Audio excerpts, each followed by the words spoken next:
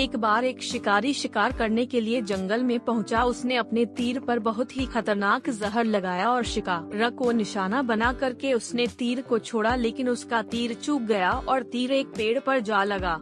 वह पेड़ बहुत ही हरा भरा और बहुत सारे तोते उस पेड़ पर रहते थे। जैसे ही वह जहरीला तीर उस पेड़ पर जाकर लगा, वह पेड़ धीरे धीरे सूखने लगा और उस पेड़ पर जो भी तोते रहते थे वह एक एक करके उस पेड़ को छोड़कर जाने लगे। उस बड़े से पेड़ के कोटर में एक बहुत ही बूढ़ा तोता रहता था जो बहुत ही धर्मात्मा और अच्छे मन का था। सभी तोते उस पेड़ को छोड़कर जाने लगे थे, लेकिन वह बूढ़ा तोता जाता था, दाना लेकर के आता और उसी कोटर में आकर के बैठ जाता था, परंतु उस पेड़ को छोड़ने को तैयार नहीं था।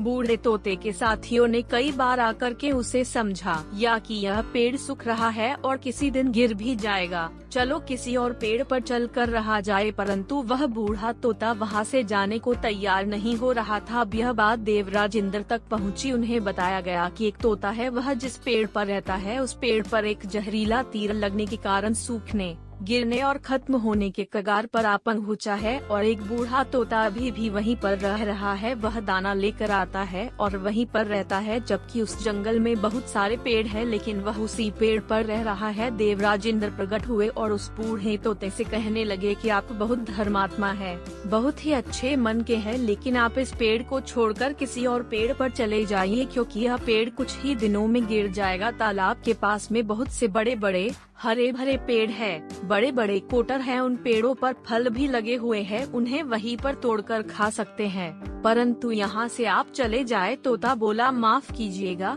इस पेड़ ने मुझे जीवन दिया है, शिकारियों से मेरी रक्षा की है, हर मौसम में मेरे साथ रहा है, ये कोटर मेरा घर है, यहाँ मैं पला बड़ा हूँ, इस पेड़ को मैं छोड़कर कैसे जा सकता हूँ? इस पर संकट आया है तो क्या मैं इसे छोड़कर चला जाऊँ? मैं ऐसा कभी नहीं कर सकता। देवराज इंद्र तोते के इस बात से बहुत ही प्रसन्न हुए। उन्होंने तोते से कहा, मैं आपके इस बात से बहुत ही खुश हूँ, मांगो जो आपको मांगना हो।